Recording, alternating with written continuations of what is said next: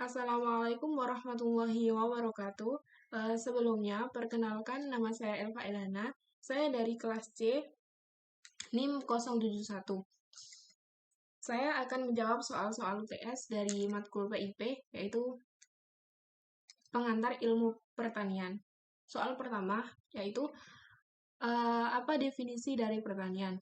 Pertanian adalah serangkaian aktivitas yang mengubah lingkungan untuk menghasilkan produk hewani dan nabati yang bermanfaat bagi manusia. Soal yang kedua adalah mengidentifikasi subsektor pertanian yang ada di daerah Anda. Masing-masing sebutkan komoditasnya, apa saja.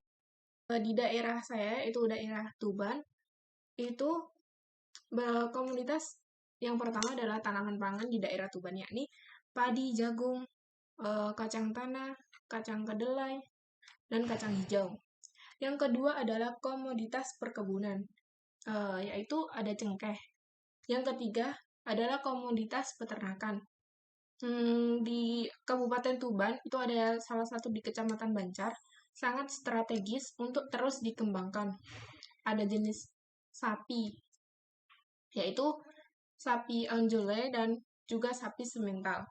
Yang keempat adalah komoditas hortikultura. Komoditas hortikultura ini ada sayuran semusim dan juga buah semusim. Sayuran semusim, misalnya cabai besar, cabai kecil, tomat, kacang panjang, dan terong, dan lain-lain. Yang buah semusim itu adalah melon, semangka, dan belewah. Yang kelima, komoditas kehutanan. Kehutanan yaitu ada kayu jati, mahoni, terus sono keling, bambu, dan juga akasia. Dan juga yang terakhir adalah komoditas perikanan. Di daerah Tuban ada udang dan kepiting. Soal yang ketiga yaitu jelaskan secara singkat bagaimana sejarah perkembangan pertanian di Indonesia sampai saat ini. Jadi, saya akan menjelaskan sejarah pertanian. Dalam situs persejarah diawali pada era Neolitik di lembah Sungai Nil sekitar tahun 10.000 SM, selanjutnya menyebar ke Eropa pada tahun 6.000 SM. Perkembangan pertanian secara tepat atau dengan disebut revolusi hijau terjadi pada abad 14 sampai 18, ditandai dengan teknologi produksi. Revolusi yang kedua terjadi pada abad 21 dengan ditemukannya teknologi kultur jaringan. Perkembangan teknologi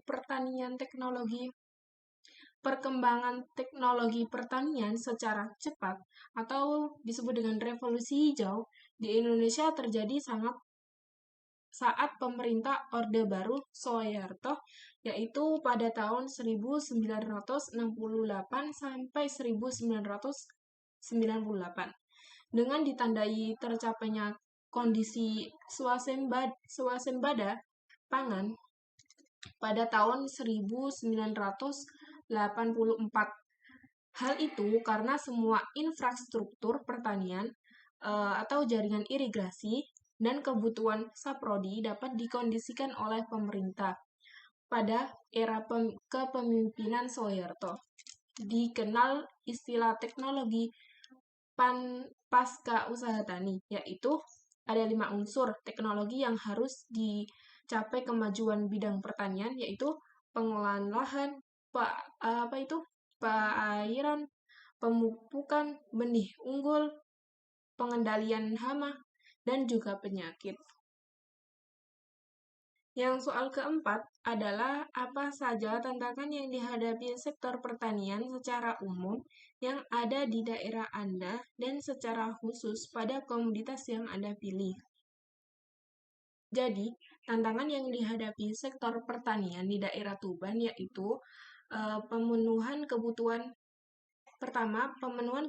penyediaan air baku dengan mengutamakan peran masyarakat petani.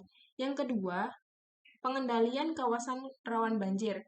Yang ketiga, pembinaan jasa konstruksi yang merupakan mitra dalam pembangunan.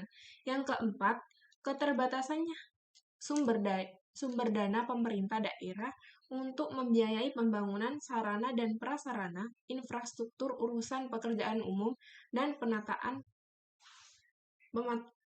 ruang. Soal yang kelima adalah apa yang dimaksud input atau faktor produksi pertanian. Lalu sebutkan dan jelaskan input atau faktor produksi apa saja yang digunakan untuk usaha tani pada komoditas yang Anda pilih. Jadi, faktor produksi merupakan input yang digunakan dalam proses produksi. Faktor-faktor produksi yaitu seperti modal, tenaga kerja, tanah, dan manajemen pertanian.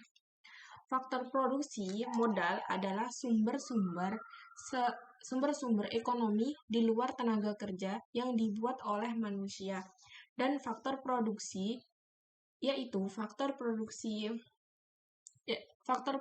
tenaga kerja yaitu faktor produksi diperoleh dengan campur tangan manusia atau labor, dan juga manajemen pertanian yaitu berfungsi mengkoordinasikan faktor-faktor yang ada sehingga benar-benar mengeluarkan hasil produksi atau bisa disebut dengan output.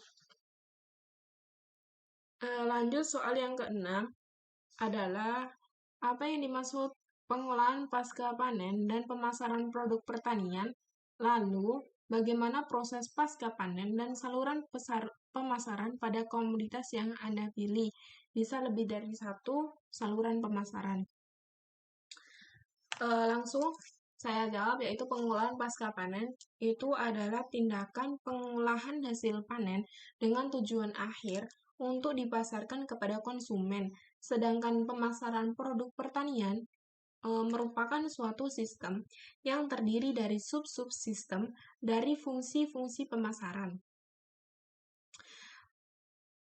Proses pasca panen dari komoditas padi adalah tahapan yang meliputi pengumutan atau pemanenan mulai dari perontokan gabah, penampian, pengeringan, pengemasan, penyimpanan, dan juga pengolahan sampai siap dipasarkan atau dikonsumsi.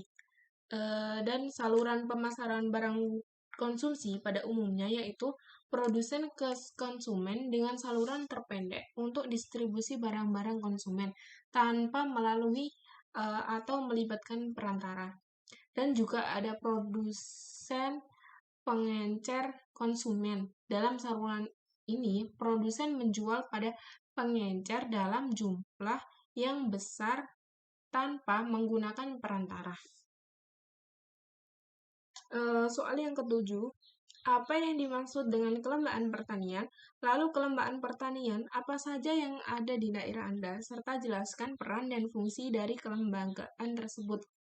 Langsung saja, kelembagaan pertanian itu adalah norma atau kebiasaan yang terstruktur dan terpola serta dipraktekkan terus-menerus untuk memenuhi kebutuhan anggota masyarakat yang terkait erat dengan penghidupan dari bidang pertanian di pedesaan.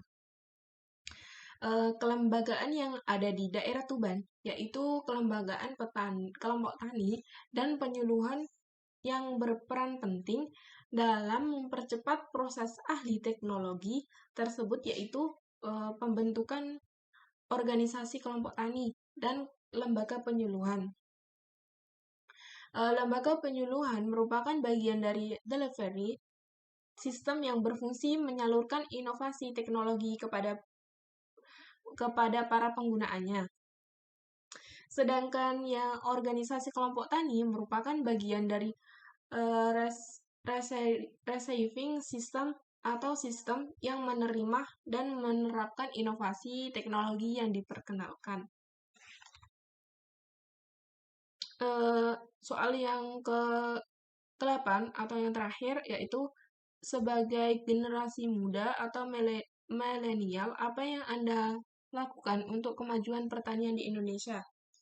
Kita sebagai generasi muda atau milenial harus mempertahankan pertumbuhan positif di sektor pertanian, yaitu dengan cara meningkatkan produktivitas, diversifikasi pangan lokal, dan penguatan cadangan logistik dan juga modernisasi pertanian. Sekian dari saya. Assalamualaikum warahmatullahi wabarakatuh.